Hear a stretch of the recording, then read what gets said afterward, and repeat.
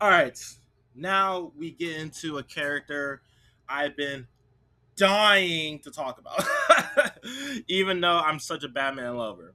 But when it comes to Nightwing, you kind of catch my drift when it comes to my top 10 favorite comic book characters of all time. You kind of catch my drift when it comes to my beef with Wonder Woman. You kind of catch my drift when it comes to why I dislike Superman, and you kind of catch my drift of my feelings on Spider-Man. If you haven't watched that video, go ahead and watch that. It will be I would have posted these two on the same day of each other. When it comes to Dick Grayson's Nightwing, this has got to be the most relatable, honest, passionate character of all time, in my opinion, because Dick Grayson's Nightwing is it's almost like he's everything that Batman was supposed to be. Dick Grayson compared to Bruce Wayne is more brood. Bruce Wayne is more quiet. Bruce Wayne is more extreme. Bruce Wayne is more, you know, dark and etc. etc. etc. To where Dick Grayson, he's more open, he's more understanding, he's more honest. He does the right thing. It's a majority of his situations. He's somewhat intelligent, high intelligence. He's almost like a combination of Daredevil, Batman, and Spider Man. He makes jokes just like Spider Man. He can be as dark just as Bruce Wayne's Batman. He can move and fight like Daredevil. He can be open, just as open as Superman. It's like every single good thing that Batman was supposed to be, Dick Grayson's Nightwing is all of that and then some. And spoiler alert for my top 10 favorite comic characters of all time, this one is up there. Dick Grayson, like, ever since I got into Batman comics, Nightwing has kind of always been that character to where it's like he's the beacon of hope in Bruce Wayne's life. He was the first Robin. And Dick Grayson's origin story Dick Grayson's origin story is basically he comes from a family of acrobats. He was born in a circus. And he wasn't adopted. He was just born into the family business because they work for circuses. That's pretty much where he got his agility from. That's where he pretty much got his his movement and footing from when it comes to just being able to move as fast as he is. And then shockingly, his parents die in a pretty much. Some stories say it's a accident. Other stories say it was a setup. But his parents eventually die as acrobats, leaving him all alone. And that's where Bruce Wayne pretty much comes in and takes him in.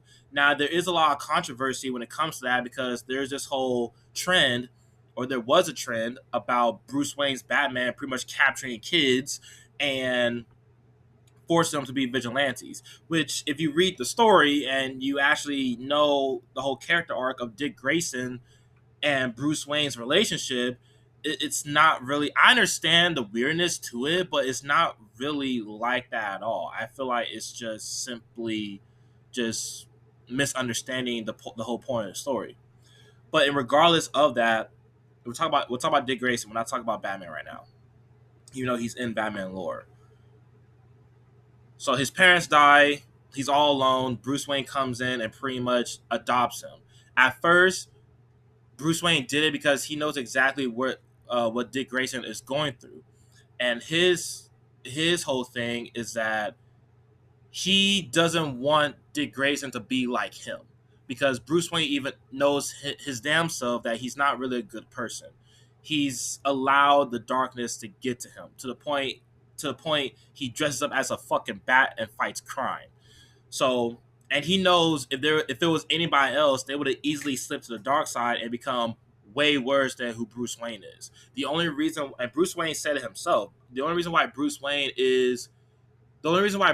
didn't cross that line is because of people like Alfred. It's because of people like James Gordon. It's because of the memories, the good memories he's had with his father and with his mother. That's the only reason why Batman hasn't really crossed over. That's the only reason why Batman isn't really like the main villain of the whole Gotham universe. But when it comes to Dick Grayson, that's pretty much the main one of the big main reasons why Bruce Wayne even took him in the first place. Is because he knew exactly where he was coming from, and at any moment, this kid can literally just easily slip down a dark path similar to Jason Todd's. We'll talk about Jason Todd in another video. If you guys want to talk about Jason Todd, go ahead and comment down below. I'll even post a poll on my Instagram. You can go there and vote. Instagram should be tagged into my YouTube bio section. But yes, Dick Grayson, he's one of those characters that really spoke to me heart to heart because me being a psychologist major and me always wanting to self improve mentally and all realms, he became a really big inspiration for me because he always, even though he comes from that dark past, he always looks for the good in people.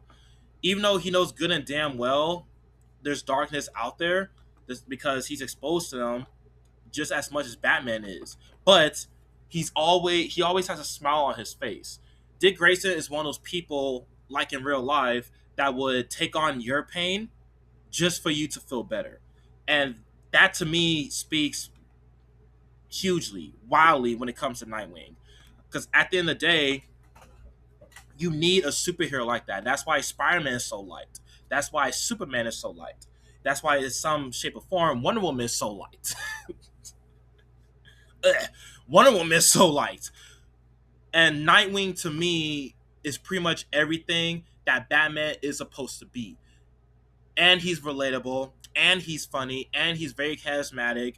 Not only that, he is so likable. Like he's so not yes, he's relatable, but he's also very, very likable. He's very easy to love as a character.